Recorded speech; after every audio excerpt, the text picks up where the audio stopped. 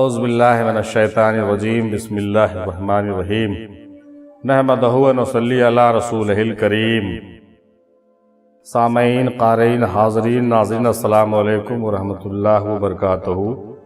آئیے دیکھتے ہیں جو ٹاپک پچھلے ہفتے گزرا ہے ہم لوگوں کا، وہ یہ تھا کہ کیا اولیاء اللہ سے مدد مانگنا شرک ہے؟ اولیاء اللہ سے مدد مانگنے کا صحیح طریقہ کیا ہے، اور مزارات کو پکا کرنا کب سے شروع ہوا، اور درگاہوں پر چادر چڑھانے کا سلسلہ کب سے رائج ہوا۔ دلائل کی روشنی میں اختصار کے ساتھ بیان کرنا تھا اس موضوع کو۔ 4 سوال جو ہے رکھے گئے تھے، جس میں مکمل 10 دنوں تک تبصرہ کیا گیا۔ آئیے اس پر بہت ہی تیزی کے ساتھ آگے بڑھتے ہوئے جوابات سنتے چلتے ہیں، اور اپنا جو جواب ہے اور اپنا جو اوپینین ہے وہ تلاش کرتے ہیں۔ سب سے پہلے جناب صوفی جی ایم خلیل صاحب نے کہا کہ اولیاء اللہ سے مدد مانگنا شرک اس جماعت کے نزدیک ہے جو اولیاء اللہ کو مردہ سمجھتے ہیں، معاذ اللہ، جبکہ قرآن کریم کا حکم ہے کہ خبردار میرے ولیوں کو مردہ نہ کہو، وہ زیر مزار بقدر حیات ہیں مگر تم اس کا شعور نہیں رکھتے۔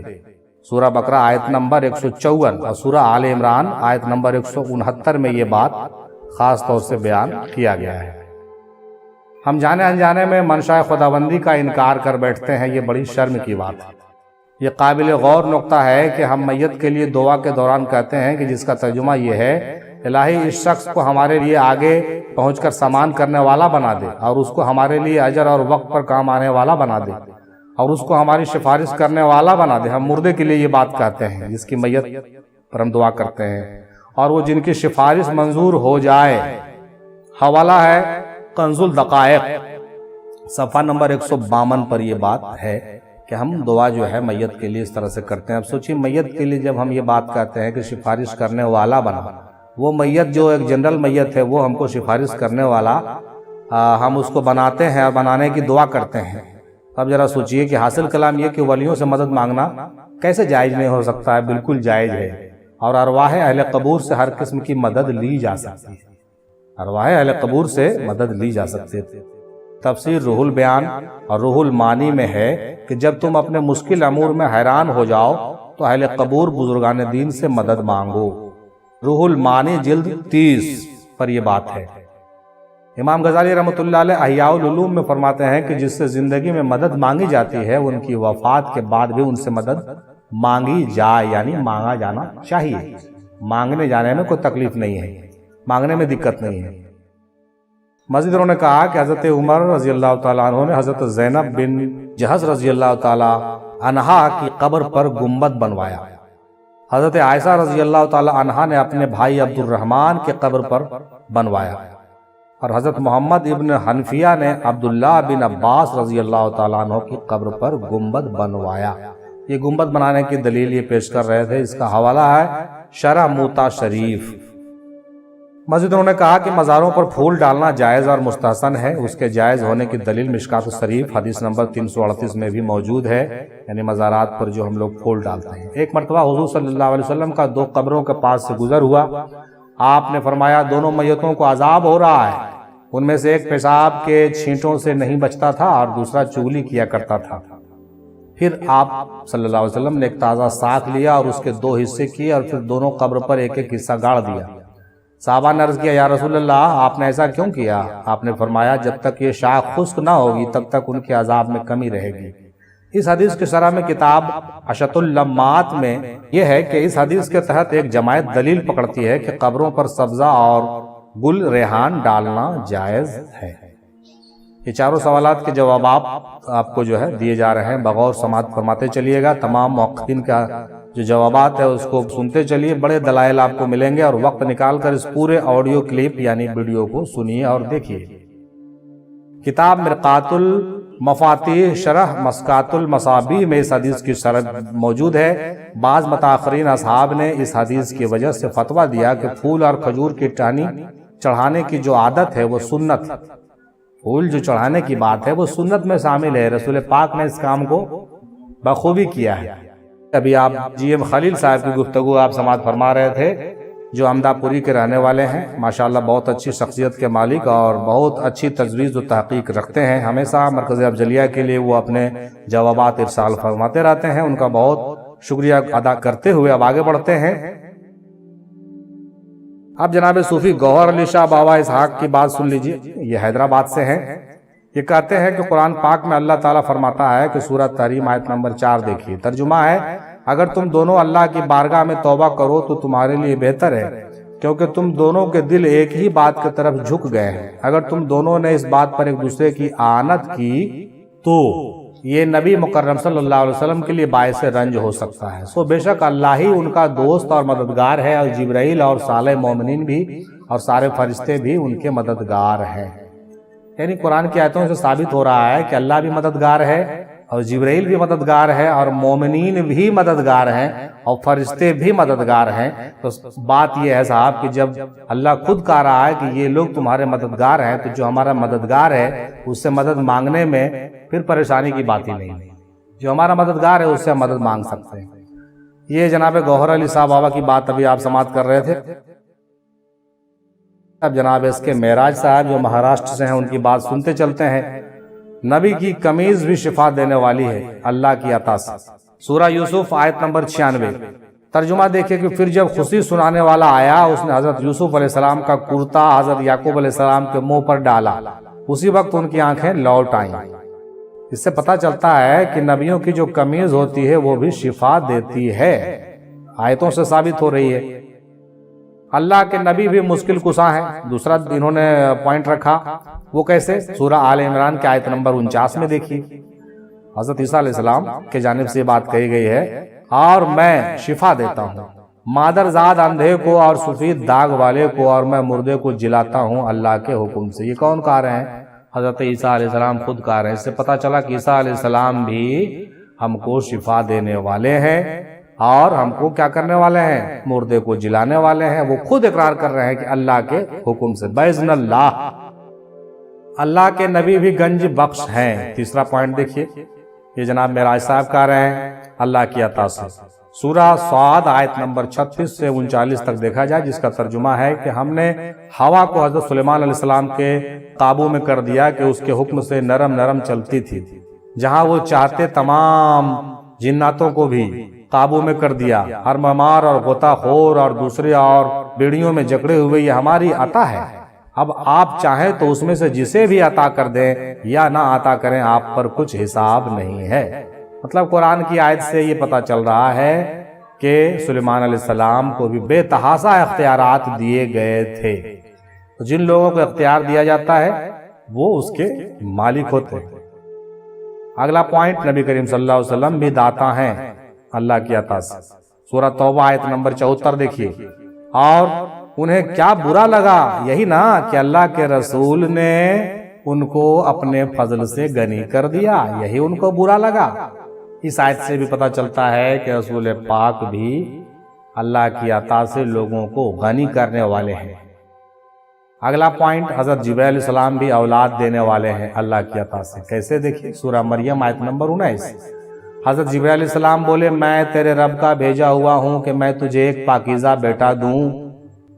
جبرائیل علیہ السلام بولے، میں تیرے رب کا بھیجا ہوا ہوں کہ میں تجھے ایک بیٹا دوں۔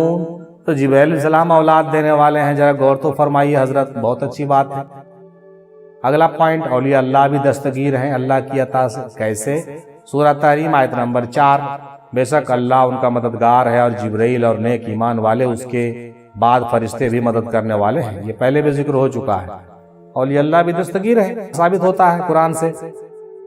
سرور کائنات صلی اللہ علیہ وسلم کا ارشاد گرامی ہے کہ میری امت شرک نہیں کر سکتی، اللہ کے قسم بے شک مجھے اپنے بعد تم پر شرک کا کوئی خوف نہیں ہے۔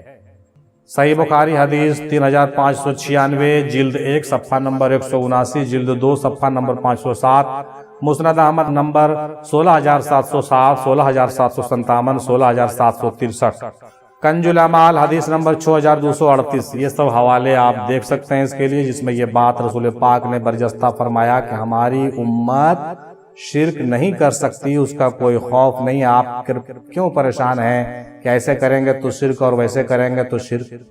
ذرا اس پر بھی غور فرمائیے کہ رسول پاک نے کیوں یہ باتیں کہیں۔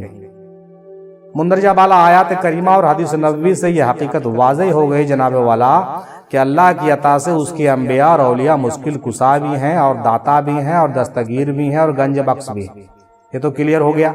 یہ جناب اس کے معراج صاحب نے بہت اچھے دلائل کے ساتھ ان باتوں کو آپ کے سامنے رکھ دیا ہے، بہت شکریہ صاحب۔ اب چلتے ہیں جناب صوفی احمد علی شاہ قادری صاحب، جو ہمارے بہت اچھے دوستوں میں سے ہیں۔ انہوں نے کیا کہا؟ پہلے سوال پر کہا کہ مردوں سے مانگنا شرک ہے۔ غور کیجئے ان کی باتوں کا، مردوں سے مانگنا شرک ہے، زندوں سے نہیں۔ زندوں سے مانگنا شرک نہیں ہو سکتا، جو مردہ ہے اس سے مانگنا شرک ہو سکتا ہے۔ کتنی چھوٹی بات لیکن بہت بڑی بات۔ دوسرے سوال پر کہا کہ اولیاء اللہ سے اللہ کو مانگو، مدد نہیں مانگو، اللہ کو مانگو۔ اولیاء اللہ سے اللہ کو مانگو، ادھر ادھر کی مدد نہیں مانگو۔ اگر اللہ تمہارا ہو گیا تو سب تمہارا ہوگا۔ کیا بات۔ تیسرے سوال پر انہوں نے کہا کہ نبی پاک صلی اللہ علیہ وسلم نے کچھ قبروں کو توڑنے کا بھی حکم دیا جو اعلان نبوت سے پہلے بنائی گئی تھی، جو اعلان نبوت سے پہلے بنائی گئی تھی، ان قبروں کو توڑنے کا حکم دیا تھا، کیونکہ وہ قبر مردوں کی تھی، زندوں کی نہیں تھی۔ غور کیجئے پوائنٹ پر، ساری باتوں کو سمجھانا طویل ہے اس لیے کہ جوابات بہت ہیں اور ساری باتوں کو تفصیل سے ہم آج نہیں سمجھا پائیں گے، باقی سب جواز سے آپ خود سمجھ لیجئے چونکہ وقت کی قلت دامنگیر ہے۔ چوتھے سوال پر، جو ظاہری طور سے زندے ہیں مگر حقیقتاً وہ مردے ہیں، جب ان کی عزت میں گل پوشی ہو سکتی ہے تو اولیاء اللہ جو اپنے زمانے میں بھی اور پردہ کرنے کے بعد بھی زندہ ہے، ان کو پھول کا چادر کیوں نہیں چڑھایا جا سکتا؟ افسوس ہے ایسے اندھوں پر جو انہیں نہیں دیکھ سکتے۔ مزید انہوں نے کہا کہ آج کل کے جعلی پیروں سے اپنا وجود پاک کرنے سے پہلے ہی مریدوں سے پیسہ لے کر زمین خرید کر اپنا قبرگاہ بنا لیا ہے۔ اس طرح کا قبر بنانا گمراہی ہے۔ آج کے جو لوگ ہیں کیا کرتے ہیں؟ آج کل کے جعلی پیر اپنا وجود پاک کرنے سے پہلے، اپنی ہستی کو فنا کرنے سے پہلے اور تزکیہ تصفیہ کرنے سے پہلے مریدوں سے پیسہ لے کر زمین خرید کر اپنا قبرگاہ بناتے ہیں، اور اس طرح کا قبر بنانا گمراہی ہے۔ یہ بات صحیح نہیں ہے۔ حضرت نظام الدین اولیاء کہا کرتے تھے کہ اپنے مریدوں سے کہتے تھے کہ اگر میں پردہ کر جاؤں تو میرے جسم کو پھینک دینا۔ اللہ اکبر۔ پھینک دینا سے مراد یہ نہیں، مطلب انہوں اپنے آپ کو بہت حقیر اور بہت ہی ذلیل سمجھتے تھے اور یہ سمجھتے تھے کہ ہماری کوئی وقار ہی نہیں، ہمارے مرنے کے بعد ہمارے وجود کا بھی کوئی وقار نہیں۔ وہ لوگ ایسے لوگ تھے، لیکن آج کے لوگ کیا کر رہے ہیں؟ بہت الٹا قسم کے چال چل رہے ہیں۔ بہرحال اس میں کسی کو تکلیف لگے ہو تو معذرت چاہتا ہوں، چونکہ انہوں نے یہ جواب میں پیش کیا ہے، مجھے یہ پڑھنا پڑا۔ جناب قادری صاحب کی بات ہے، انہوں نے پیش کیا بھائی، اس بات کو جو ہمارے پاس بھیجا ہے لکھ کر کے، وہ ہے جناب احمد علی شاہ قادری صاحب مدد اللہ العالی۔ ہم کو پڑھنا ضروری تھا، کوئی برا مت مانیے گا اس بات کا۔ بہت شکریہ جناب۔ اب جناب عبد الواحد قلندری صاحب مدد اللہ العالی، خود مولانا بھی ہیں، عالم بھی ہیں، فاضل بھی ہیں اور صوفی بھی ہیں اور شیخ کامل بھی ہیں، ان کی بات سنتے ہیں۔ یہ کہتے ہیں کہ اہل حدیث علماء کی کتاب ہدیۃ المہدی صفحہ نمبر 20 پر ہے کہ اولیاء اللہ سے بعد وفات مدد مانگنا جائز ہے۔ نفقۃ الطب من ذکر المنزل الحبیب صفحہ نمبر 63، اولیاء اللہ سے بعد وفات مدد مانگنا جائز ہے اور یہ شرک بالکل نہیں ہے۔ یہ جو بات کرتے ہیں یہ بہت ہی دلیل کے ساتھ اور کتاب کے حوالے اور پیج نمبر کے ساتھ بات کرتے ہیں، ادھر ادھر کی بات ہی نہیں کرتے ہیں جناب قلندری صاحب۔ ان کی بات ضرور سنیے اور بغور سنیے۔ انہوں نے کہا کہ یہ شرک بالکل نہیں ہے۔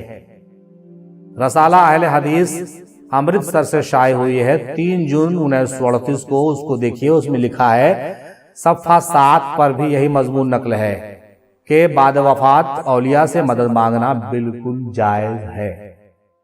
معاصر صدیقی نواب حسن صدیق خان صاحب کی صفحہ نمبر 31 پر بھی یہی مضمون ہے کہ بعد وفات مدد کن لوگوں سے مانگنی ہے۔ مختصر سیرت رسول عربی مصنف عبد الوہاب نجدی دیوبندی کا بیٹا اس کتاب کا رائٹر ہے، اس میں بھی یہ بات لکھی ہوئی ہے۔ مصنف عبد الوہاب نجدی دیوبندی کا بیٹا اس کتاب کا رائٹر ہے، جس کتاب کا نام ہے مختصر سیرت رسول عربی، اس میں یہ بات آپ کو مل جائے گی صاحب۔ صفحہ نمبر 69 پر بھی یہ عبارت موجود ہے۔ سوانح حیات غلام رسول صفحہ نمبر 61 پر بھی یہی مضمون لکھا ہوا ہے۔ علماء اہل حدیث کا ذوق تصوف صفحہ نمبر 945 پر بھی بعد وفات مدد مانگنے کا جواز موجود ہے۔ یہ جو ہم بات کر رہے ہیں ایسا نہیں کہ صرف ایسا ہی ہوائی بات کر رہے ہیں، چاہے جس فرقے کا تعلق رکھنے والا انسان میری بات کو سن رہا ہو، ان کتابوں کا بالکل ریسرچ کر سکتا ہے، وہ دیکھ سکتا ہے کہ جو بات ہم بول رہے ہیں مرکز افضلیہ کے بینر تلے اور اس چینل کے ذریعے سے کتنا مدلل ہے، اس کے بعد اس بات کو مانیں۔ میرے کہنے سے کوئی بات کو نہیں مانا جاتا ہے، اس کا مکمل جواز ہونا چاہیے۔ اوپر ذکر شدہ تمام کتب اہل حدیث اور وہابی مسلک کے لکھے ہوئے ہیں۔ اس کے علاوہ اہل سنت والجماعت کے کتب بھی ہزاروں دلائل آپ کو اس کے لیے مل جائیں گے، اور اہل سنت کا اور صوفیہ کا عقیدہ بھی یہی ہے۔ مزید انہوں نے کہا کہ تصوفانہ جواب اب ہم دیتے ہیں، اور یوں انہوں نے دیا کہ اولیاء اللہ سے مدد مانگنا شرک بھی ہے، کفر بھی ہے، حرام بھی ہے، جائز بھی۔ بہت ہی پوائنٹ کی بات اور باریک بات انہوں نے یہ کہی، وہ اس طرح سے کہ مدد مانگنا مسلمانوں کے لیے جائز ہے، اور جب بندہ مقام فنا کو حاصل کر لیتا ہے، یعنی مقام رضا راضی برضا کو حاصل کرنے کے بعد مدد مانگنا اس کے لیے شرک بھی ہو جاتا ہے، کفر بھی ہو جاتا ہے، اور حرام بھی ہو جاتا ہے۔ یہ درجے درجے منزل کی بات ہے، اور یہ بات عام انسان کے سمجھ سے اوپر کی بھی بات ہے، سمجھ لیجئے، اس کے کھوپڑی سے باہر کی بات، کیونکہ اس کا تعلق صرف ذات سے ہوتا ہے۔ جس بندے کا تعلق صرف ذات سے ہو گیا، اس کے لیے یہ سب باتیں جو ہے کوئی معنی نہیں رکھتا، سب باتیں کوئی معنی نہیں رکھتا ہے۔ ماشاءاللہ سبحان اللہ، جناب قلندری صاحب نے قلم توڑ کے اپنے جواز پیش کیے ہیں، بہت شکریہ صاحب۔ اب جناب مشافق نواز صاحب نے کیا کہا ہے، جو جھارکھنڈ سے ہیں، یہ کہتے ہیں کہ قرآن و حدیث سے جو چیز ثابت ہو اس کو شرک کہنا کم علمی اور گمراہی ہے۔ قرآن مجید میں سورہ تحریم آیت نمبر 4 میں اللہ وہ ہے جو ان کا مددگار ہے، اور جبرائیل بھی، اور صالح مومنین بھی، اور سارے فرشتے بھی مددگار ہیں۔ پہلے بھی اس کا ذکر ہم نے کیا۔ یہاں صالح مومنین سے مراد اولیاء اللہ ہے، یعنی اولیاء اللہ ہمارے مددگار ہیں، ہم ان سے مدد طلب کر سکتے ہیں، بالکل پروف۔ سنن ابو داؤد حدیث نمبر 1646 میں ہے، ابن فراسی رضی اللہ تعالیٰ عنہ نے نبی کریم صلی اللہ علیہ وسلم سے عرض کیا، کیا میں لوگوں سے اپنی حاجت کا سوال کر سکتا ہوں یا رسول اللہ؟ تو آپ نے جواب فرمایا، نہیں، لیکن اگر تجھے مانگنے کی ضرورت پیش آئے تو نیک صالح بندوں سے، یعنی اولیاء اللہ سے مانگ لیا کرو، سوال کر لیا کرو۔ یعنی مانگنا ہو تو کسی سے مت مانگو، مانگنا ہو تو اولیاء اللہ سے مانگو۔ یہ بات رسول پاک کی حدیث نمبر 1646 سنن ابو داؤد سے واضح ہو رہی ہے۔ اب آئیے سورہ اعراف آیت نمبر 56 میں ترجمہ۔ بے شک اللہ کی رحمت نیکوکاروں یعنی اولیاء اللہ کے قریب ہوتی ہے۔ یہ سورہ اعراف آیت نمبر 56 میں ہے، اللہ کی رحمت اولیاء اللہ یعنی نیکوکاروں کے قریب ہوتی ہے صاحب۔ طبرانی شریف میں حدیث نمبر 13334 جلد 12 صفحہ نمبر 358 پر ہے۔ حضرت عبداللہ بن عمر سے روایت ہے کہ نبی کریم صلی اللہ علیہ وسلم نے فرمایا کہ بے شک اللہ تعالیٰ کے کچھ خاص بندے ایسے ہیں کہ اللہ نے انہیں مخلوق کی حاجت روائی کے لیے خاص فرمایا۔ لوگ اپنی حاجت لے کر ان کے پاس جاتے ہیں اور وہ ان کی حاجت روائی کرتے ہیں۔ ماشاءاللہ کیا حدیث بیان فرمائی آپ نے۔ قرآن کریم کی سورہ مائدہ آیت نمبر 35 کے مطابق وسیلہ بھی واجب ہے، اور کئی بزرگوں نے بھی فرمایا ہے کہ میرے وسیلے سے دعا طلب کرو۔ اس کا کئی بار میں نے بھی ذکر کیا ہے، آپ میرے باتوں کو دوسرے آڈیو کلپ میں بھی سن سکتے ہیں۔ اور ایک حدیث کے مطابق طبرانی جلد نمبر 5 صفحہ نمبر 115 حدیث نمبر 6502 کے مطابق اللہ تعالیٰ نے حضرت آدم علیہ السلام کی خطا کو رسول پاک کے وسیلے سے معاف کیا۔ یہ وسیلہ جو ہے حدیث سے بھی واضح ہے، ٹھیک ہے نا۔ کچھ لوگ کہتے ہیں وسیلے کی کوئی ضرورت نہیں ہے، ان کو یہ آیت پر غور کرنا چاہیے۔ غوث پاک رضی اللہ تعالیٰ عنہ فرماتے ہیں، جب تم اللہ تعالیٰ سے کوئی حاجت طلب کرو تو میرے وسیلے سے طلب کرو۔ حوالہ بحجت الاسرار صفحہ نمبر 23۔ غوث پاک خود کہہ رہے ہیں کہ میرے وسیلے سے کوئی حاجت مانگو۔ صحیح مسلم حدیث نمبر 6490 میں ہے کہ رسول پاک صلی اللہ علیہ وسلم نے حضرت عمر رضی اللہ تعالیٰ عنہ سے فرمایا تھا کہ یمن کا ایک شخص ہوگا جس کا نام اویس کرنی ہوگا، تم میں سے جو بھی ان سے ملاقات کرے تو وہ اپنے لیے مغفرت کی دعا کروائے، اپنے لیے مغفرت کی دعا کروائے۔ یہ بھی تو ایک طرح کا حاجت ہے جو مانگا جا رہا، اور مانگنے کا حکم ہے۔ تیسرے سوال پر جو جوابات پیش کیے گئے ہیں، یہ بھی آپ جو جوابات سن رہے ہیں جناب مشافق نواز صاحب مدد اللہ العالی کے جانب سے آ رہے ہیں۔ تیسرے سوال پر کہتے ہیں کہ مسند احمد جلد 5 صفحہ نمبر 547 پر ہے، ایک حدیث ہے کیا، اور یہی حدیث ابن ماجہ حدیث نمبر 203 اور صحیح مسلم حدیث 6802 پر ہے، اور دوسرے کتب میں بھی ہے، جس کا ترجمہ یوں ہے کہ جو شخص اسلام میں اچھا طریقہ ایجاد کرے گا اسے اس کا ثواب ملے گا، اور جتنے لوگ اس کے بعد اس پر عمل کریں گے وہ سب کے برابر اسے ثواب ان سب کو ملے گا۔ صالح بندوں کی قبر کی زیارت کرنا سنت رسول صلی اللہ علیہ وسلم ہے، اور اللہ تعالیٰ نے قرآن پاک میں فرمایا ہے سورہ حج آیت نمبر 32 میں، ترجمہ ہے جو اللہ کی نشانیوں کی تعظیم کرے تو یہ دلوں کی پرہیزگاری سے ہے، دلوں کی پرہیزگاری سے، یعنی کہ اللہ تعالیٰ کی نشانیاں وہ خود بناتا ہے، ہمیں اس کی تعظیم کرنی چاہیے، اللہ تعالیٰ کی جو نشانیاں ہیں۔ اور ایک جگہ فرمایا سورہ حج آیت نمبر 30 میں، اور جو اللہ کی حرمتوں کی تعظیم کرے تو وہ اس کے لیے رب کے یہاں بھلا ہے۔ ان دونوں آیتوں سے پتہ چلتا ہے کہ اللہ کی نشانیوں کی تعظیم ہم پر لازم ہے، اور اللہ کے ولی اور ان کا مزار اور اللہ کی نشانیوں میں سے ہے جو ہمیں اللہ کی یاد دلاتا ہے۔ جو مزارات ہوتے ہیں اللہ کی نشانیوں میں سے ہے، ہمیں ان کی تعظیم کرنی چاہیے، وہ اللہ کی یاد دلاتا ہے۔ مزید کہا کہ مزار پر چادر چڑھانا صحابہ کی سنت ہے، جیسا کہ حدیث میں بھی آیا ہے، مزار پر چادر چڑھانا صحابہ کی سنت ہے، غور سے سن لیجئے، حدیث میں آیا۔ حضرت ابن عباس رضی اللہ تعالیٰ عنہ سے مروی ہے کہ آپ بیان کرتے ہیں رسول پاک صلی اللہ علیہ وسلم کی قبر مبارک پر سرخ رنگ کی چادر چڑھائی گئی، رسول پاک کی قبر مبارک پر سرخ رنگ کی چادر چڑھائی گئی۔ حوالہ دیکھیے صحیح مسلم جلد 1 حدیث نمبر 21372، مسند احمد حدیث نمبر 1917، 3170۔ ضرور دیکھیے گا محترم اس حدیث کو، اس میں صاف واضح کیا گیا کہ رسول پاک کے قبر انور پر لال رنگ کی چادر چڑھائی گئی۔ یہ صحابہ کی سنت ہو گئی، صحابہ نے چڑھایا، اور کون چڑھایا؟ جس طرح کعبہ شریف اللہ کی نشانی میں سے اس کی تعظیم کی جاتی ہے اور ہر سال اس کے غلاف بدلے جاتے ہیں، اسی لیے ہمیں غور کرنا چاہیے تاکہ اللہ کی معرفت حاصل ہو، اور ولی کامل کو صحبت اختیار کرنی چاہیے، جیسا کہ فرمان الہی ہے ان لوگوں کے راستے پر چل جو مجھ تک پہنچ گئے ہیں، سورہ لقمان آیت نمبر 15۔ ہم لوگ بہت خوش نصیب ہیں جو زندہ ولی کا ہاتھ تھامے ہوتے ہیں یا تھامے ہوئے ہیں۔ ماشاءاللہ یہ تھے جناب مشافق نواز صاحب جو بہت عمدہ جوابات پیش کر رہے تھے، ہم لوگوں کو ان کے جواب پر بھی غور کرنا چاہیے۔ یہ لوگ ہمارے گروپ کے مانند اور قابل احترام شخصیت ہیں جو ہمارے ساتھ جڑ کر کے لوگوں کو فیض عام کر رہے ہیں۔ آئیے اب سنتے ہیں جناب محمد لقمان صاحب قبلہ کی باتیں۔ پہلے سوال پر، اگر کرنے والی ذات کون ہے اس کا پتہ ہے تو اولیاء سے کیا کسی سے بھی مانگنا شرک نہیں، اور اگر یہ پتہ نہیں کہ کرنے والی ذات کون ہے تو اولیاء اللہ کیا کسی سے بھی مانگنا شرک ہی ہوگا، اس پر غور کرنا چاہیے۔ دوسرے سوال پر، مدد مانگنے کا صحیح طریقہ یہ ہے کہ مانگنے والے کو یہ پتہ ہو کہ کرنے والی ذات کون ہے۔ سوال نمبر 3 اور 4 پر ایکسپیرینس بیسٹ نہیں ہے، انہوں نے کہا۔ ان دونوں کے جوابات کتابی ہیں اور کتاب میں ملیں گے، انہوں نے یہ کہا۔ ان کے جوابات ہمیں معلوم ہو یا نہ ہو، اس کی حقیقت یا معرفت کے راستے میں فرق نہیں پڑنے والا ہے۔ بہت بہتر جناب لقمان بھائی، آپ کا شکریہ ادا کیا جاتا ہے۔ جناب اب عبد الواحد قلندری صاحب کی پھر سے باتیں سن لیجئے، مدد اللہ لالی، جو راجستھان سے ہیں، اور ان کی بات سماعت کرتے ہیں ہم لوگ۔ تیسرے سوال پر انہوں نے کہا کہ مزارات کو پکا کرنے کا سلسلہ حضرت شیش علیہ السلام کے وقت سے ہی رائج ہوئی ہے۔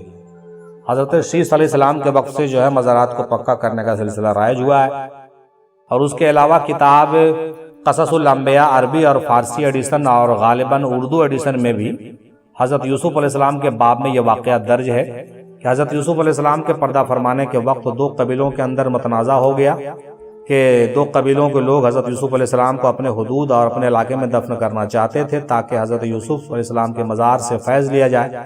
آخر میں دونوں قبیلوں کے بیچ یہ طے ہوا کہ حضرت یوسف علیہ السلام کو دریائے نیل کے اندر دفن کیا جائے، اور حضرت یوسف علیہ السلام کے جسم مبارک کو دفن کرنے سے پہلے ایک پتھر کے تابوت کے اندر رکھا جائے، پتھر کے تابوت کے اندر ان کے جسدادر کو رکھا جائے، یہ طے ہوا۔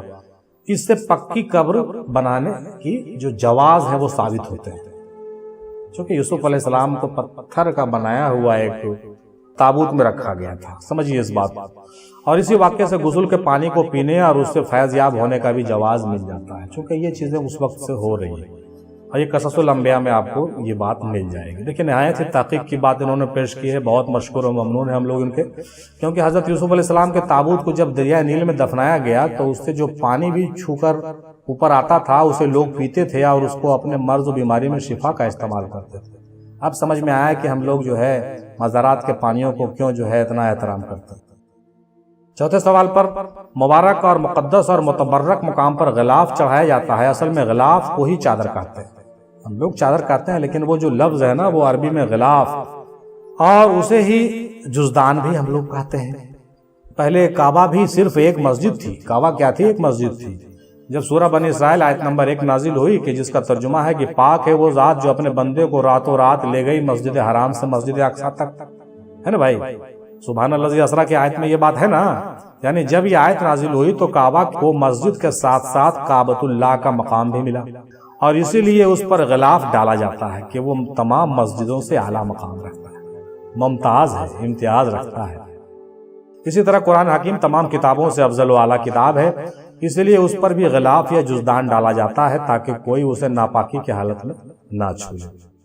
بالکل اسی طرح جب انسان اللہ تعالیٰ کا قرب حاصل کر کے منزل ولایت طے کر لیتا ہے اور ولی بن جاتا ہے تو اس کے پردہ کرنے کے بعد بھی اس کے قبر پر بھی غلاف یعنی چادر چڑھا دیا جاتا ہے تاکہ پتہ چل سکے کہ یہ عام انسان کی قبر نہیں ہے، اللہ تعالیٰ کے مخصوص بندے کی قبر ہے۔ قرآن پر غلاف چڑھانے سے انسان کی پاکی اور ناپاکی کا پتہ چلتا ہے کہ بنا پاکی کو تو ہم اس کو چھو نہیں سکتے۔ اسی طرح مزارات پر چادر چڑھانے سے انسانوں کے بھیس میں شیطانوں کا پتہ چلتا ہے کہ جو لوگ اس سے کٹ جائیں گے سمجھ لیجئے گا کہ وہ کون ہے، اور جو لوگ اس کا احترام کریں گے وہ سمجھ جائیے کہ کون ہے۔ باقی ولی کو چادر کی کوئی ضرورت نہیں ہے نا بھائی۔ جس طرح کعبۃ اللہ کے اوپر غلاف ہو یا نہ ہو تب بھی وہ کعبہ ہی ہے، اور قرآن کے اوپر جزدان ہو یا نہ ہو تب بھی وہ قرآن ہی ہے، اسی طرح ولی کے مزارات پر چادر ہو یا نہ ہو تب بھی وہ ولی ہی ہے، ان کی عظمت میں کوئی کمی نہیں آنے والا ہے۔ یہ سارے فرق عوام الناس کے لیے ہے۔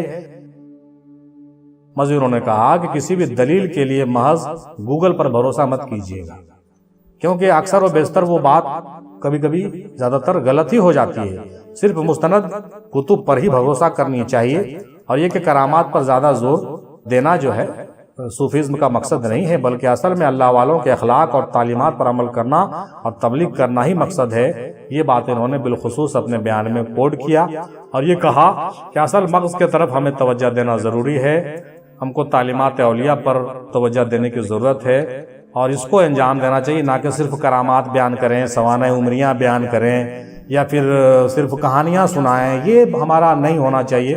یہ بات جو ہے قلندری صاحب کی ہم نے بہت پسند کیا ہے، اور ان کے ہم دل سے مشکور و ممنون ہیں کہ یہ پیغام ہم لوگوں تک دینا چاہتے ہیں کہ انشاءاللہ تعالیٰ اپنے ادارے سے بھی یہ باتیں آپ جو ہے چالو کریے، تمام دنیا بھر کے لوگ اس کو چالو کریں کہ تعلیمات اولیاء کو عام کیا جائے۔ کرامات میں پھنسنے کی ضرورت نہیں ہے، اور نہ زیادہ سوانح عمریوں میں پھنسنے کی ضرورت ہے۔ چنانچہ مرکز افضلیہ اس کام کو آگے لے کر کے چلا ہے، انشاءاللہ آگے چلے گا، اور بھی جتنے ادارے آپ کھولتے ہیں یا چلاتے ہیں اس کام کے لیے آگے آئیں، ہمارا یہ آپ سے التماس ہوگا۔ بہت شکریہ جناب قلندری صاحب، بہت بہتر۔ اب آئیے جناب صوفی سلیم ابوالعلائی صاحب کی بات بھی سن لیتے ہیں جو ممبئی سے ہے۔ پہلے سوال پر کہتے ہیں کہ نہیں اولیاء اللہ سے مانگنا بالکل شرک نہیں ہے، ہمیں مانگنا چاہیے۔ مانگنے کا صحیح طریقہ یہ ہے کہ عجز و انکساری کے ساتھ مانگنا چاہیے۔ مزارات کو پکا کرنا لوگوں نے محبت میں شروع کیا ہے تاکہ عام انسان کی قبر اور ولی کامل کے قبر میں فرق واضح ہو، اور چادر پوسی و گل پوسی جس طرح بزرگ کے حیات میں کی جاتی ہے اسی طرح پردہ کرنے کے بعد بھی آپ کی محبت میں کیا جاتا ہے۔ کیوں نہیں کرے صاحب؟ جب حیات میں ہم ان کو گل پیش کرتے ہیں اور ان کو گجرا پہناتے ہیں تو بعد وفات کیوں نہیں؟ بہت عمدہ چاروں سوالات کے جواب انہوں نے بڑے اختصار کے ساتھ دیا ہے جناب، بہت بہتر جناب ابوالعلائی صاحب قبلہ۔ اب جناب ڈاکٹر شاداب کامران خان صاحب ناگپوری کی بات سنتے ہیں۔ پہلے سوال پر کہتے ہیں اولیاء اللہ سے مانگنا بالکل شرک نہیں ہے، کیونکہ اولیاء اللہ ہمارے جیسے عام انسان نہیں ہوتے، وہ اپنے نفس سے اوپر اٹھ چکے ہوتے ہیں، اعلیٰ ہو چکے ہوتے ہیں، اور ان کا نفس مطمئنہ ہوتا ہے، اور وہ فنا فی اللہ ہو کر مقام راضی برضا پر فائز ہوتے ہیں۔ غرض اولیاء اللہ سے مانگنا خدا سے ہی مانگنا ہے صاحب، اولیاء اللہ سے مانگنا ہے، خدا سے مانگنا ہے۔ دوسرے سوال پر کہتے ہیں کہ اولیاء اللہ سے مانگنے کا صحیح طریقہ یہ ہے کہ وضو کر کے دو زانوں بیٹھیے، یعنی آپ کی پیٹھ ویسٹ پچھم کے جانب ہو اور مزار شریف سامنے کے جانب ہو، اور ایسا تصور کریں کہ مزار مبارک سے نور نکل رہا ہے اور آپ کے اندر سما رہا ہے اور آپ کی مدد ہو رہی ہے۔ یعنی مزار میں جو شخصیت لیٹی ہوئی ہے ان کے جو رخ ہوتے ہیں وہ پچھم کے جانب ہوتے ہیں، تو ان کے رخ جب پچھم کے جانب ہیں تو آپ اس طرف جا کے بیٹھیں جدھر ان کا رخ ہے۔ آپ دوسرے طرف بیٹھیں گے تو تھوڑا مشکل ہے، توجہ آپ کی جانب شاید ان کا نہ ہو، لیکن جب ادھر بیٹھیں گے، یہ بات ہمارے دادا حضور بھی فرمایا کرتے تھے، اور اس کی تصدیق کرتے ہوئے یہ بات ہم کہہ رہے ہیں کہ مزارات پر بیٹھنے کا صحیح طریقہ وہی، حالانکہ دوسرے لوگوں کو اعتراض ہوتا ہے کہ دیکھو بھائی قبلہ کی طرف یہ الٹا بیٹھا ہوا ہے، لیکن مزار کا جو طریقت کا طریقہ ہے بیٹھنے کا وہ یہی ہے اور صحیح طریقہ ہے یہ۔ اور حضرت مقبول بہاری رحمۃ اللہ علیہ نے بھی اس بات کا چرچا اپنی کتاب اور اپنے مکتوبات میں کیا ہے، بالکل ماشاءاللہ صحیح بات ہے یہ بھی یاد آ رہا ہے۔ چلیے بہت شکریہ صاحب، ڈاکٹر صاحب بہت مزیدار بات آپ کرتے ہیں، آپ کی بات ماشاءاللہ بہت بہتر ہے، آئندہ بھی آپ اس طریقے سے آپ اپنے جواز بھیجتے رہیں۔ اب جناب ظہیر الدین صاحب، یہ جو ہیں کوٹا سے ہیں، راجستھان سے، ماشاءاللہ بہت عمدہ تحقیق رکھتے ہیں، ان کی بات بھی اب آئیے سن لیتے ہیں۔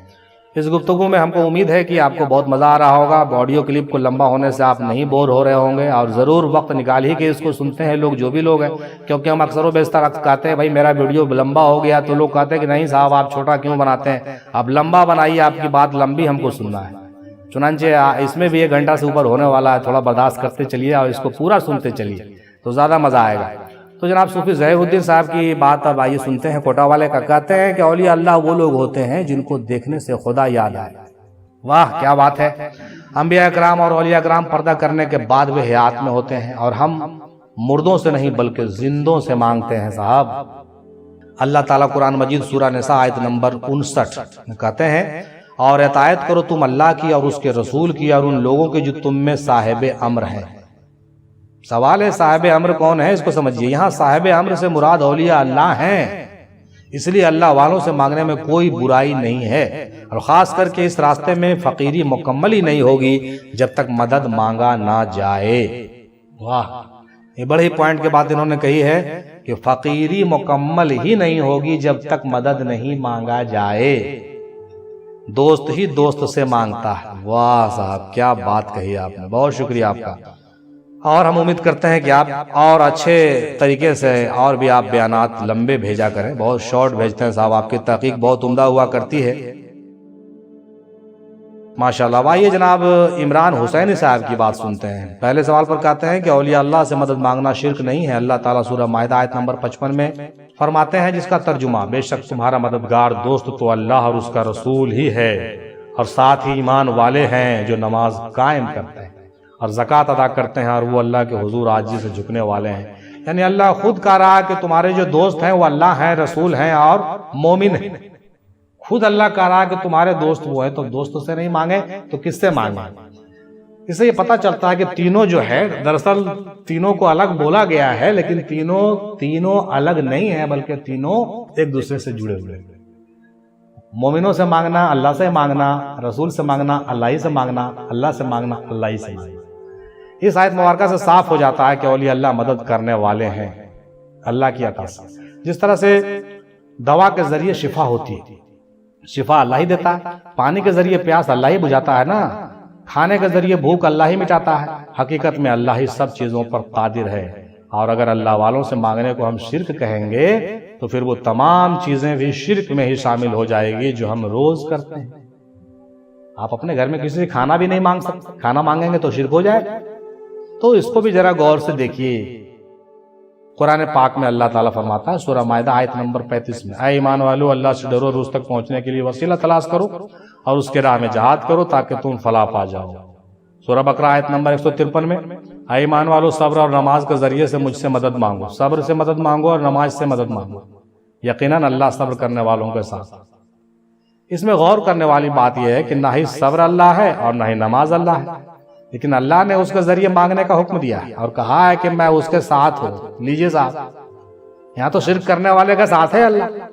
تو نہایت ہی عمدہ باتیں چل رہی ہے، امید ہے کہ بہت دل لگ رہا ہوگا۔ آئیے بڑھتے ہیں۔ جیسا کہ سورہ یونس آیت نمبر 62 سے 64 تک اولیاء اللہ کی پہچان و عظمت کا بیان ہے، دیکھا جا سکتا ہے۔ بے شک اولیاء اللہ کو نہ کوئی خوف ہے اور نہ کوئی غم ہے، یہ وہ لوگ ہیں جو ایمان لائے اور ہمیشہ تقوی پر رہے، ان کے لیے دنیا و آخرت میں بشارت ہے۔ دوسرے سوال پر انہوں نے کہا، ابھی آپ جو باتیں سن رہے ہیں پھر سے ہم یاد دلا دیں، یہ جناب عمران حسینی صاحب کی جانب سے آپ کو سنائے جا رہے ہیں۔ دوسرے سوال پر، اولیاء اللہ سے مدد مانگنے کا صحیح طریقہ وہی ہے جس طرح سے صحابہ کرام رسول اللہ سے اپنی حاجت مانگتے تھے، بیان کرتے تھے. یعنی کہ جس طرح سے بیمار اپنی بیماری کو ڈاکٹر سے بیان کرتا ہے، اسی طرح اپنی کوئی حاجت اولیاء اللہ سے مانگیے، مانگ سکتے ہیں. حقیقتاً اللہ ہی اسے اپنے اولیاء کے ذریعے مدد کرے گا. اللہ ہی اپنے اولیاء کے ذریعے سے مدد کرے گا. اس کو کوٹ کیجیے، سمجھیے اس بات کو. اللہ کے محبوب بندوں سے مانگنا در حقیقت اللہ سے ہی مانگنا ہے. ماشاءاللہ. تیسرے سوال پر مزارات کو پکا کرنے کا سلسلہ اصحاب کہف کے دور سے شروع ہوا. لیجیے ان کی تحقیق بھی بڑے اچھے آ گئے ہیں کہ مزارات کو پکا کرنے کا سلسلہ کب سے شروع ہوا بھائی؟ تو اصحاب کہف کے دور سے شروع ہوا، جس کا ذکر قرآن کریم میں سورہ کہف آیت نمبر 21 میں یوں ہے. ترجمہ: جب اصحاب کہف وفات پا گئے تو انہوں نے کہا کہ ان کے غار پر ایک عمارت بطور یادگار بنا دو. لیجیے، بہت اچھا مثال انہوں نے ڈھونڈا ہے. ہم ان کو بہت شکریہ ادا کرتے ہیں کہ انہوں نے ایک نئی چیز آپ کے سامنے لا کے رکھا ہے. یہ ہے اصحاب کہف کا معاملہ. آپ اس آیت کو بھی آپ کوٹ کریں، آیت نمبر 21 ہے سورہ کہف کا، ضرور دیکھیے گا. اور وہ عمارت آج بھی موجود ہے صاحب. اس آیت کی تفسیر میں اکثر مفسرین اور محدثین نے اولیاء اللہ کے مزارات پر ان کی یادگار قائم کرنے کے لیے گنبد بنانا اور ان کے قرب و جوار میں مسجد تعمیر کرنا اور نماز پڑھنے کو جائز قرار دیا ہے. بہت خوب، بہت خوب. جناب عمران حسینی صاحب قبلہ مدعو اللہ العلی، آپ کا بہت شکریہ. آپ جناب سید ایوب محمودی چشتی صاحب کی بات سنتے ہیں. پہلے سوال پر کہتے ہیں کہ اولیاء اللہ سے مدد مانگنا ہرگز شرک نہیں ہو سکتا، کیونکہ یہ سنت رسول بھی ہے اور طریقہ خلفائے راشدین بھی. سنت اس طرح ہے کہ حضور صلی اللہ علیہ وسلم نے یا علی مدد کہا کر پکارا. رسول اللہ نے علی کو کہا یا علی، اور ان کو مدد کے لیے جب پکارا ہے تو یہ سنت ہو گیا نا، سنت ہو گیا. اور ولیوں نے بھی المدد یا غوث الاعظم دستگیر کہا کر پکارا ہے تو یہ سنت اولیاء ہو گیا. چنانچہ اب آگے دیکھتے ہیں. دوسرے سوال پر اولیاء اللہ سے اللہ کو دیکھنے کا طریقہ مانگنا چاہیے. اگر اولیاء اللہ سے مانگنا ہو تو طریقہ مانگنا. جس کو اللہ مل جاتا ہے اس کو دونوں جہاں کی دولت مل جاتی ہے. بہت عمدہ بات کار ہیں جناب صوفی سید ایوب محمودی چشتی صاحب مدعو اللہ العلی. عمدہ بات آپ کی پیش کی گئی ہے، بہت شکریہ صاحب. جناب صوفی شیخ ضمیر صاحب، جو اکثر و بیشتر پروفیسر ذکی ستاری صاحب مدعو اللہ العلی جو تلنگانہ سے ہیں، ان کی تحریر کے ساتھ وہ بات کرتے ہیں، بہت عمدہ بیان کرتے ہیں. یہ ان کی بات کو ضرور بغور سنیے گا، آپ کے قلب و نظر بالکل کھل جائے گا. یہ سارے جو ہمارے محققین ہیں وہ ہمارے ساتھ ہیں. یہ سب مرکز افضلیہ کے پیلر ہیں. مرکز افضلیہ انہی لوگوں پر فخر کرتی ہے اور ہمیشہ کرتی رہے گی، چونکہ ایک محققین کی جماعت اور ایک ٹیم ہمارے ساتھ جڑ کر جب کام کرتی ہے تو بہت مزہ بھی آتا ہے. ہم بھی سیکھتے ہیں، دوسروں کو بھی سکھاتے ہیں. کسی کو کوئی تکلیف نہیں ہونی چاہیے اس میں، جہاں تک مجھے لگتا ہے. اگر کسی کو تکلیف ہے تو اللہ ان کی رہنمائی فرمائے، ان کو رشد و ہدایت عطا کرے، ان کو مغفرت عطا کرے اور ان کو راہ راست پر چلنے کی توفیق رفیق عطا کرے. ہم اس میں کچھ نہیں کر سکتے. دیکھیے کیا کہتے ہیں جناب پروفیسر صاحب. یہ بذات خود ایک پائے کے بزرگ بھی ہیں اور ایک شیخ بھی ہیں، پیر بھی ہیں ماشاءاللہ. پہلے سوال پر کہتے ہیں نہیں، اولیاء اللہ سے مدد مانگنا شرک نہیں ہے. قرآن پاک سورہ نمل آیت نمبر 40 دیکھیے. اس نے عرض کی کہ پاس کتاب کا علم تھا کہ میں اسے حضور میں حاضر کر دوں گا ایک پل مارنے سے پہلے. واقعہ یوں ہے کہ حضرت سلیمان علیہ السلام سے ملکہ بلقیس ملاقات کرنے کے لیے فلسطین آنے والی تھی. حضرت سلیمان علیہ السلام سے ملکہ جو بلقیس تھی فلسطین آنے والی تھی. قرآن میں اس کا واقعہ آپ کو مل جائے گا. حضرت سلیمان علیہ السلام نے ملکہ بلقیس کو انہی کے تخت اور تخت بلقیس پر بٹھانا چاہتے تھے. تخت بلقیس جو تھا 80 گج چوڑا اور 40 گج لمبا سونے اور چاندی کا بنا ہوا تھا. اس میں کئی قسم کے ہیرے اور جواہرات جڑے ہوئے تھے، یعنی کافی وزنی بھی تھا. حضرت سلیمان علیہ السلام نے اپنے درباریوں سے پوچھا کہ تخت بلقیس کو سب سے پہلے ہمارے محفل میں کون لا سکتا ہے، بتاؤ. محفل میں موجود ایک جن کہا آپ کی محفل برخاست ہونے سے پہلے میں حاضر کر دوں گا. اس نے کہا، حضرت سلیمان علیہ السلام نے فرمایا ہمیں وہ تخت اس سے بھی پہلے چاہیے. تب حضرت سلیمان علیہ السلام کے ایک وزیر حضرت آصف بن برخیا رحمت اللہ علیہ جو کامل ولی تھے، انہوں نے عرض کی کہ میں اس تخت کو پلک جھپکنے تک آپ کے پاس حاضر کر دوں گا. دیکھیے حضرت سلیمان علیہ السلام کی امت کے ولی کا تصرف کیسا زبردست تھا. حضرت سلیمان علیہ السلام کے زمانے کے ولی کے یہ عالم، اللہ اللہ. اب سوچئے حضور صلی اللہ علیہ وسلم کی امت کے ولیوں کا کیا عالم ہوگا، بالفضل الہی حضرت آصف رحمۃ اللہ علیہ جیسا ہی ہوگا یا ان سے بھی بڑھ کر ہوگا۔ یہاں جو کچھ حضرت آصف رحمۃ اللہ علیہ نے کیا وہ ایک طرح سے مدد تھی، یہ بھی مدد تھی نا۔ قرآن پاک کے اس بیان سے ثابت ہوتا ہے کہ صاحب تصرف ولی مدد کر سکتے ہیں۔ اللہ اپنے ولیوں کے ذریعے مخلوق کی مدد فرمایا کرتا ہے، اور یہ مدد اصلیت میں اللہ کی طرف سے ہوتی ہے صاحب، جبکہ فعلیت میں ولی دکھائی دیتے ہیں، یعنی کرنے والا تو ولی ہوتا ہے لیکن دراصل اس کا کرتا دھرتا خود اللہ تعالیٰ ہی ہوتا ہے۔ جب اللہ خود ولیوں کے ذریعے مدد فرمائے تو وہ شرک کیسے ہوگا؟ اور اسی طرح ہمارے مدد مانگنے سے بھی شرک ہرگز نہیں ہوگا۔ اولیاء را بس قدرت از الہ، تیر جستہ باز آرن دس زراح، یعنی اولیاء اللہ کی عطا سے قدرت رکھتے ہیں، کمان سے نکلا ہوا تیر ان کے اشارے سے واپس آ جاتا ہے۔ دوسرے سوال پر جناب ستاری صاحب کہتے ہیں کہ اولیاء اللہ سے مدد مانگنے کا طریقہ وہی ہے جو حضور صلی اللہ علیہ وسلم سے مانگنے کا ہے، کیونکہ اولیاء اللہ رسول پاک کے نور کے پرتو ہوتے ہیں۔ سورہ نساء آیت نمبر 64 میں ہے، اور جب وہ اپنی جانوں پر ظلم کریں تو اے محبوب صلی اللہ علیہ وسلم تمہارے حضور یعنی تمہاری بارگاہ میں حاضر ہوں، اور پھر اللہ سے معافی طلب کریں اور رسول ان کی شفاعت فرمائیں۔ اسی کی مختصر تصریح اگر آپ دیکھیں تو اگر لوگ اپنی جانوں پر ظلم کر بیٹھیں، یعنی اگر ان سے کوئی گناہ یا غلطی ہو جائے تو یہ لوگ حضور کی بارگاہ بے کس پناہ میں آئیں، اللہ سے معافی طلب کریں اور حضور ان لوگوں کی سفارش و شفاعت فرمائیں۔ اللہ کی بارگاہ میں سفارش کرنا مدد کرنے کی انتہا ہے، یعنی حضور کی بارگاہ میں حاضر ہو کر اللہ سے اس نیت سے مانگے کہ حضور ہماری مدد فرمائیں گے، بس اسی طرز عمل سے امداد ہاتھ آئے گی، جیسا کہ آیت کے آخر میں ہے کہ تو اللہ کو بڑا توبہ قبول کرنے والا اور مہربان پائے گا۔ اس آیت میں جو شرط ہے لوگ حضور کے بارگاہ میں حاضر ہوں، یعنی مدینہ شریف کو جائیں۔ غور کیجیے، یہ کام تو کسی مفلس کے لیے بڑا مشکل ہے بھائی، بہت محال ہے۔ کوئی غریب کیسے مدینہ جائے گا توبہ کرنے کے لیے؟ تو وہ یہ جان لے کہ سارا عالم حضور صلی اللہ علیہ وسلم کی بارگاہ ہے، سارا عالم۔ مدد کہیں سے بھی مانگی جا سکتی ہے، لیکن افضل یہ ہے کہ حضور صلی اللہ علیہ وسلم کے کسی پیارے یا کسی ولی کے بارگاہ میں حاضر ہو اور مدد طلب کریں، انشاءاللہ تعالیٰ اس کی مدد ضرور ملے گی۔ بہت عمدہ جواب۔ اب اگر کوئی سیدھے طور سے حضور صلی اللہ علیہ وسلم سے اپنی حاجت طلب کرے تو یہ بالکل جائز اور صحیح ہوگا، یہ بھی صحیح ہوگا۔ اگر ڈائریکٹ رسول پاک سے وہ مدد طلب کرے تو یہ بھی غلط نہیں ہوگا۔ سورہ حشر آیت نمبر 7 دیکھیے، اور جو کچھ تمہیں رسول عطا فرمائیں وہ لے لو۔ پتہ چلا کہ رسول عطا کر رہے ہیں، ہے نا بھائی، یعنی رسول مقبول صلی اللہ علیہ وسلم صاحب عطا ہیں۔ حضور صلی اللہ علیہ وسلم اللہ کے خزانوں سے جو چاہیں عطا فرماتے ہیں، اور اللہ کے عطا وہ حضور صلی اللہ علیہ وسلم کی دعا سے محبوبان الہی اولیاء اللہ بھی صاحب عطا ہیں۔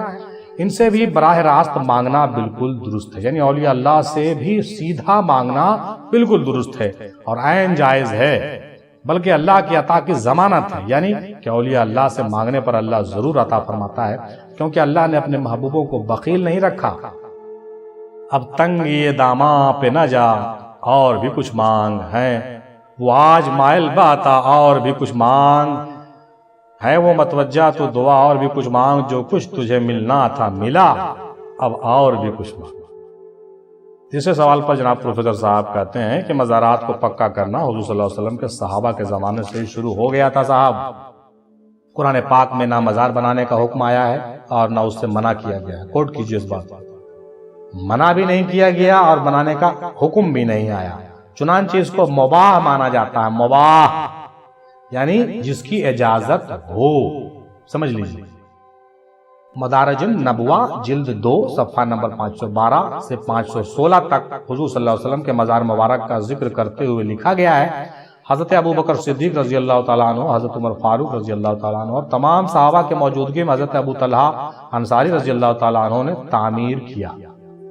ان کی موجودگی میں حضرت ابو طلحہ انصاری رضی اللہ تعالیٰ نے تعمیر کیا، میں تعمیری کام ہوا ہے۔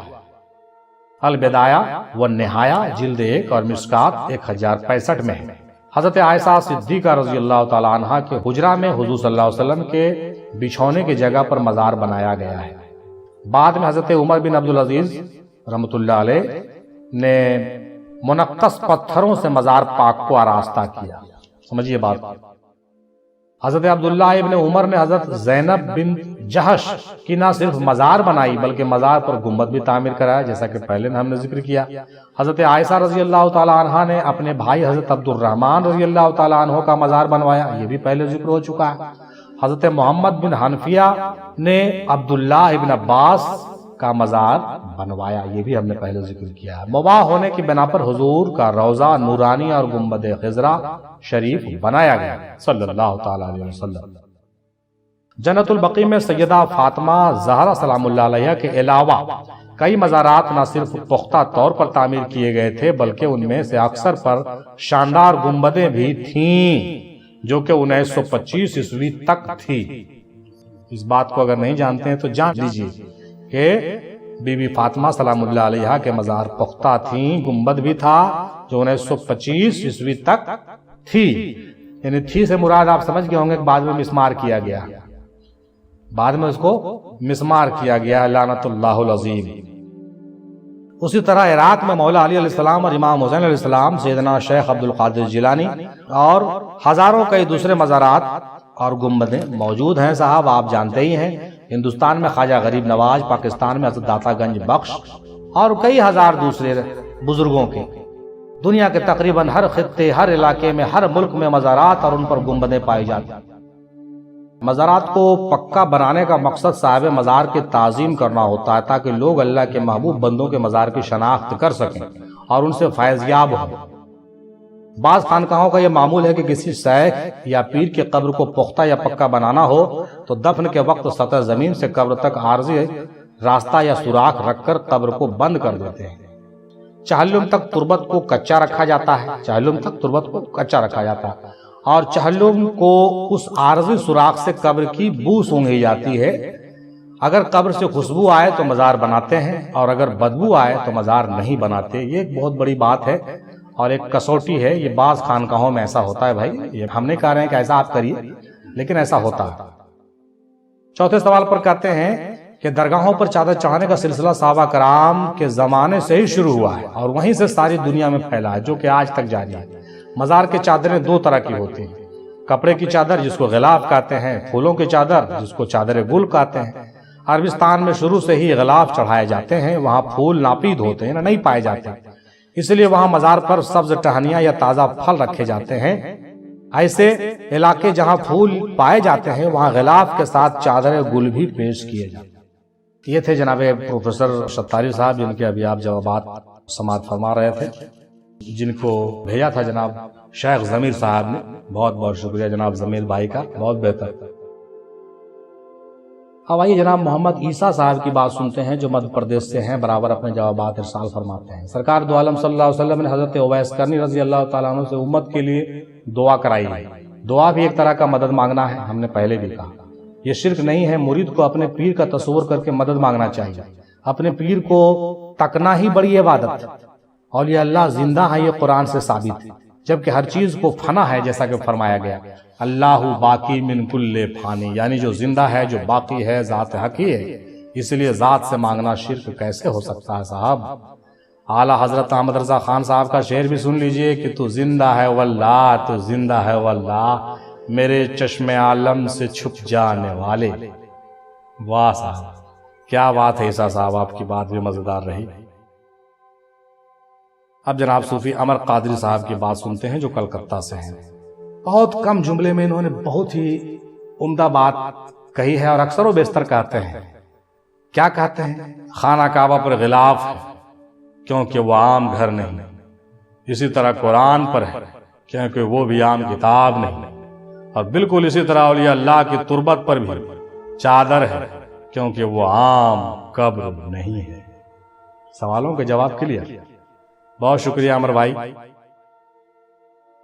اب جناب مزمل منیر صاحب بارامتی مہاراشٹر سے کیا کہتے ہیں سنتے چلیں۔ بس کچھ ہی اور بچ گیا ہے، ان تمام باتوں کو سن کے ہی ہم لوگ اس آڈیو کلپ کو چھوڑیں گے۔ بہت مزہ آ رہا ہے اور ہم لوگوں کے جو اوپینین ہیں وہ کلیئر ہو رہے ہیں، جواز مکمل ہو رہا ہے۔ اب ہم کسی کو بھی جواب اچھے سے دے سکتے ہیں۔ پہلے سوال پر منیر صاحب کہتے ہیں جس نے توحید کو نہیں سمجھا وہ شرک کو بھی نہیں سمجھے گا۔ اولیاء اللہ اہل اللہ ہوتے ہیں، ان کے پاس اللہ کے جانب سے اذن ہوتا ہے، وہ صاحب اختیار ہوتے ہیں۔ ما سوا اللہ دوسرے پر بھروسہ کرنا شرک خفی ہے، البتہ اصل میں مدد اللہ ہی کرتا ہے، مگر اپنے اولیاء کے ذریعے مدد کرتا ہے۔ کوئی انسان کسی انسان کو کیا دیتا ہے؟ آدمی صرف بہانہ ہے، خدا دیتا ہے۔ اور اس کے آگے کا شعر ہے کہ وہ اگر مجھ کو جہنم بھی دے تو کروں شکر ادا، کہ کوئی اپنا ہی سمجھ کر کے سزا دیتا ہے۔ دوسرے سوال پر کہتے ہیں کہ اولیاء اللہ سے مانگنے کا صحیح طریقہ ہے ان کے محبوب کو واسطہ دے کر ان سے مانگا جائے۔ جس طرح اللہ کا محبوب حضور صلی اللہ علیہ وسلم ہے اور آپ صلی اللہ علیہ وسلم کے محبوب پنجتن پاک ہیں، اسی طرح اولیاء اللہ کا محبوب ان کا پیر ہوتا ہے۔ ان کا واسطہ دے کر آپ مانگ لیجئے ان سے، وہ سب عطا کر دیں گے۔ واہ صاحب، کیا ٹیکنیک آپ نے بتائی ہے، بہت شکریہ آپ کا صاحب، بہت خوب۔ اب جناب صوفی احمد سبحانی صاحب قبلہ مدد اللہ العالی پاکستان، یہ ہمارے گروپ کے بہت پرانے سرپرست ہیں اور جید اسکالر ہیں۔ ان کی بات ہم اکثر و بیشتر بڑے احترام سے پیش کرتے ہیں، اور ان کی تحقیق جو ہوتی ہے بہت عمدہ بھی ہوتی ہے اور ایکسپیرینسو ہوتی ہے۔ اپنے تجربے کے بنا پر یہ بات زیادہ تر کرتے ہیں۔ آئیے سنتے ہیں۔ کہتے ہیں کہ اللہ والے سے مانگنا شرک کیسے ہو سکتا ہے، کیونکہ وہ اللہ میں فنا ہو چکے ہوتے ہیں۔ ان کا ہر فعل خدا ہی کا ہوتا ہے، یعنی کہ ان سے مانگنا بھی خدا سے ہی مانگنا ہے۔ اولیاء اللہ سے مانگنے کا طریقہ گرچہ طویل طریقے ہو سکتے ہیں، بہت ہو سکتے ہیں، مختصراً ان سے ایسا ہی مانگا جائے جس طرح سے زندوں سے مانگا جاتا ہے۔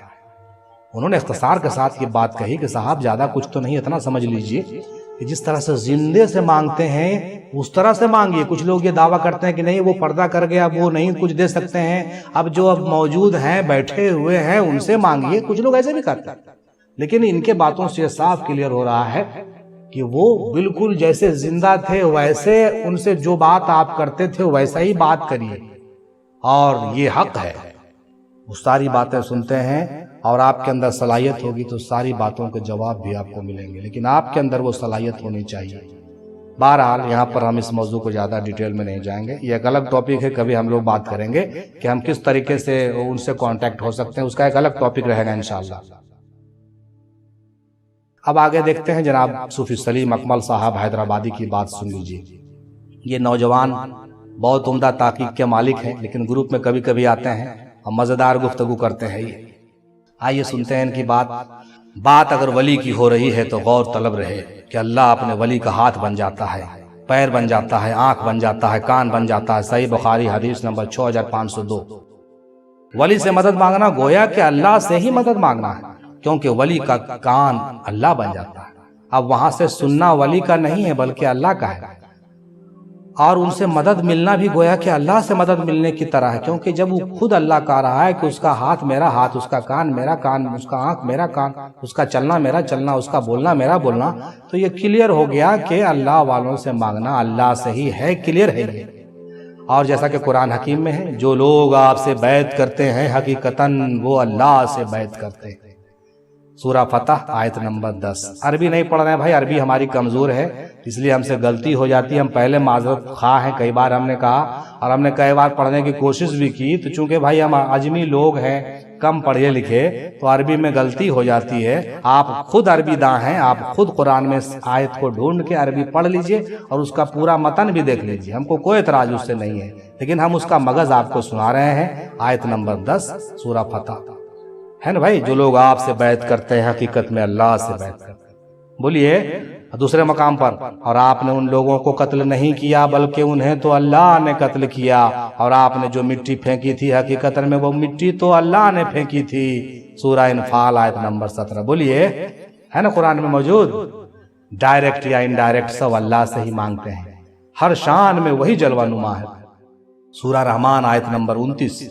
آسمانوں اور زمین میں جو بھی ہے اسی سے اپنی حاجتیں مانگتے ہیں، وہ ہر روز بلکہ ہر آن ایک نئی شان میں رہتا ہے۔ کیا بات ہے صاحب، آپ نے قرآن و حدیث کے ساتھ بالکل قلم توڑ کے جواب دیا ہے، لیکن اپنی تجویز میں جو باتیں آپ کہتے تھے اس طرح سے اور ذرا کہا کریں تو زیادہ مزہ آئے۔ پھر بھی بہت شکریہ صاحب آپ کا۔ اب جناب صوفی مستقیم وارثی صاحب قبلہ مدد اللہ العالی نوادہ بہار سے ہمارے ناظم اعلیٰ کی بات بھی سن لیجیے۔ کیا اولیاء اللہ سے مدد مانگنا شرک ہے؟ اس مسئلے پر مخالفین کے چند اعتراضات اور اس کے جواب کو دیکھیے گا، تب بات سمجھ میں آئے گی۔ دیکھیے ذرا، وقت نکال کے سن ہی لیجیے۔ پہلا اعتراض، ایاک نعبد و ایاک نستعین، ہم تیرے ہی عبادت کرتے ہیں اور تجھ سے ہی مدد مانگتے ہیں۔ جب غیر خدا کی عبادت شرک ہے تو غیر خدا سے مانگنا بھی شرک ہے۔ یہ اعتراض ہے، اس کا جواب سنیے۔ اس آیت میں مدد سے مراد حقیقی مدد ہے، اور جہاں تک اللہ کے بندوں سے مدد مانگنے کا بات ہے تو وہ محض واسطہ با فیض الہی سمجھ کر ہے۔ اگر آیت کا مطلب یہ لے لیا جائے کہ کسی غیر خدا سے کسی قسم کی مدد مانگنا بھی شرک ہے تو پوری دنیا میں کوئی مسلمان نہیں رہ سکتا۔ انسان اپنی پیدائش سے لے کر قیامت تک بندوں کا محتاج ہے۔ اس سوال کا جواب آپ ضرور غور فرمائیے گا۔ جو اعتراض ہے اس کے جواب آپ کو مل گئے۔ دوسرا اعتراض، مخالفین حضرات سورہ بقرہ کی آیت نمبر 107 پیش کرتے ہیں، جس کا ترجمہ ہے کہ رب کے سوا نہ کوئی ولی ہے اور نہ مددگار ہے۔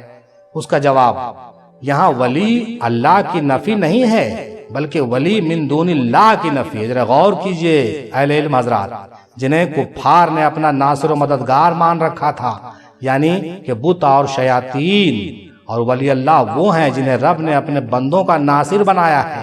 جیسے انبیاء، اولیاء اور اولیاء کا سہارا لینا طریقہ انبیاء ہے، جس طرح سے حضرت موسیٰ علیہ السلام نے حضرت ہارون علیہ السلام سے سہارا لیا ہے۔ ذرا دماغ تو کھولیے، سمجھ میں نقطہ توحید آ تو سکتی ہے، تیرے دماغ میں بت خانہ ہو تو کیا کریے۔ حضرت اقبال نے کہا تھا، ذرا غور کیجئے اس پر، پوائنٹ کو ذرا سمجھیے، صرف قرآن کو پیش کرنے سے کام نہیں چلے گا۔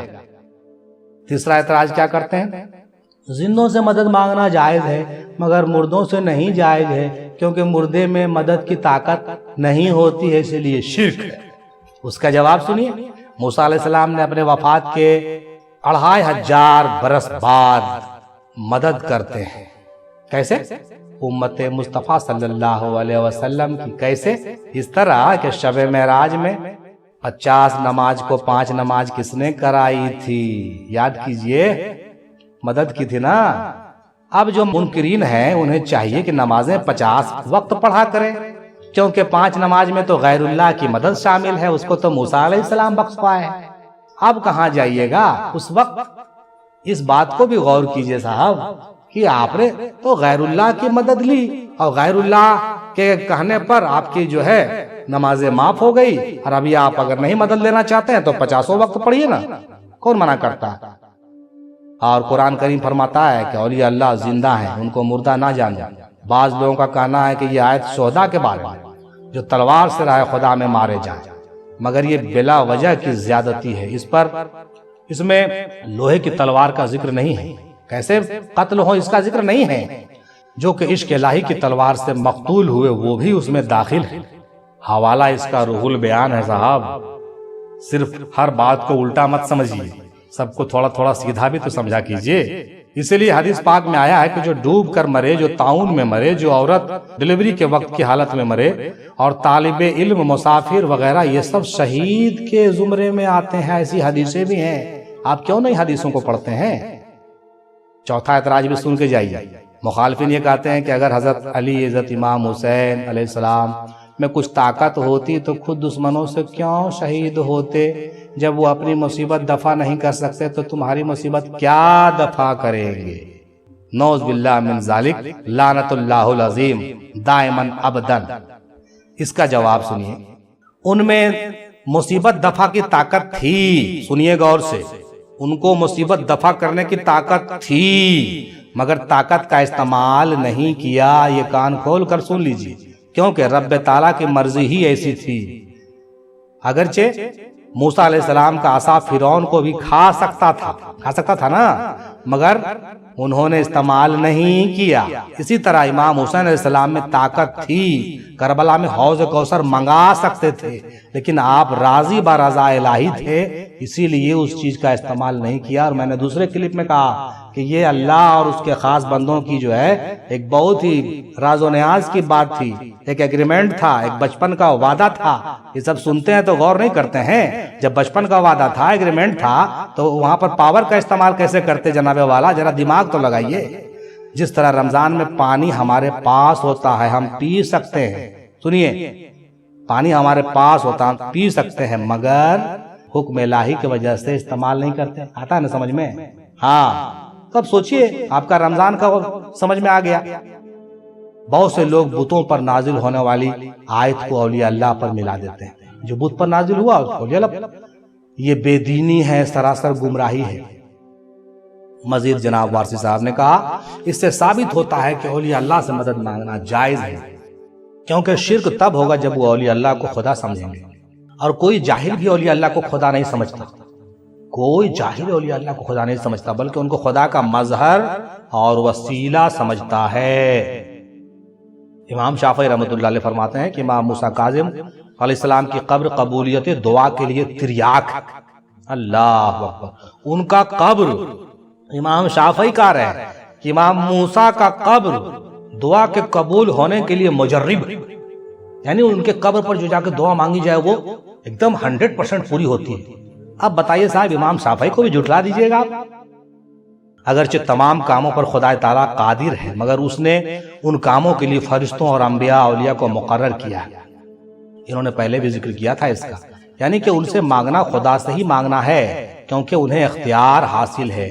جس طریقے سے ہم حکومتوں کو دیکھتے ہیں کہ ہم تمام ڈپارٹمنٹ حکومتوں کی الگ الگ ہوتی ہے، اور اس کے جو مدبر ہوتے ہیں، اس کے جو بڑے بڑے جو حکام ہوتے ہیں، وہ سب کام کو انجام دیتے ہیں۔ جو ہیڈ آف دی کنٹری وہ تھوڑی سب کام کو انجام دے گا، سب سیکٹر بانٹ دیا ہے، سب ڈپارٹمنٹ سب بانٹ دیے ہیں، سب صوبے بانٹ دیے ہیں، سب جو کام ہونے والے ہیں سب کے لیے الگ الگ افسران مقرر ہیں۔